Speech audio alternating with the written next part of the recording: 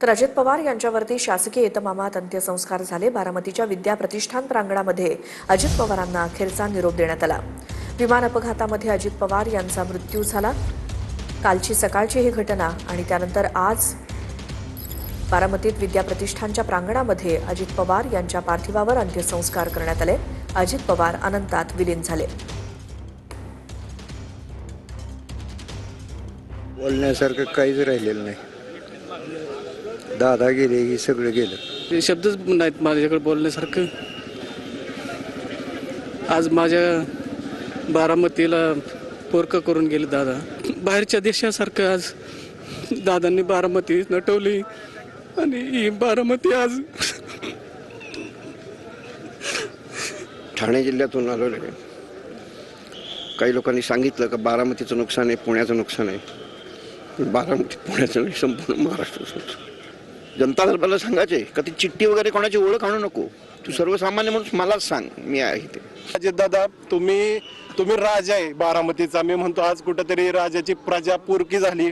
गावचे दादा होते आणि आम्हाला सगळं बघत होते, त्याच्यामुळे आमची बारामती सुनी पडली। त्याच्या पुढचं नाही आम्ही सांगू शकत, आम्हाला पुढचं बोलताच येईना। दादा होतं ते आमच्या बारामतीची शान होती। दादा गेलं आम्हाला सगळं भिन्न वाटतंय।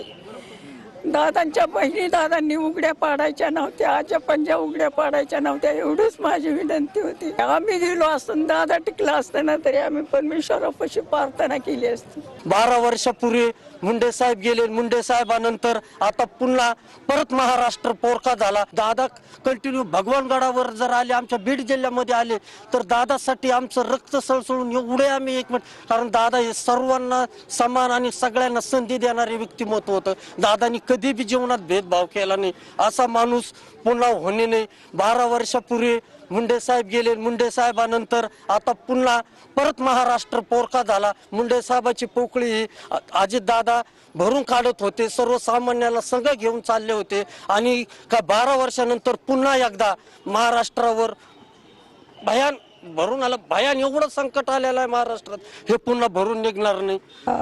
कौतुक करेल एवढं थोडंच आहे दादाचं। दादाने एक मोठी कामं केली आहेत, बस सगळ्याला सहकार्य करून समाजात पुढे आले ते काय असे काय चोऱ्या करून आलेले नाहीत। समजा कामाचा माणूस,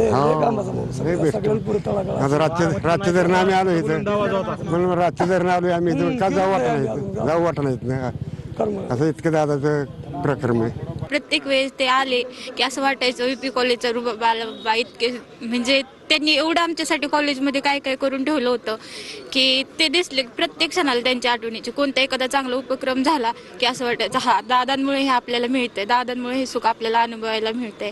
बारामती एवढी सुंदर स्वच्छ त्यांच्यामुळेच झालेलं आहे सगळं। त्यांनी गेलंय ते असं रुबाब गेलाय बारामतीचा। खरं तर काय सुचत नाहीये, पण माझी मुलगीच आहे, कारण ह्यांचं भविष्य पुढं कसं होईल आणि कसं नाही याची भीती वाटते। कारण जोपर्यंत दादा होते तोपर्यंत काहीच भीती नव्हती, इथून पुढे सुरक्षा कशी असेल याचीच खूप भीती वाटते। दादा होते तोपर्यंत केसालाही धक्का नव्हता, मुलींच्याही आणि कुठल्याच महिलेच्या आणि कुणाच्या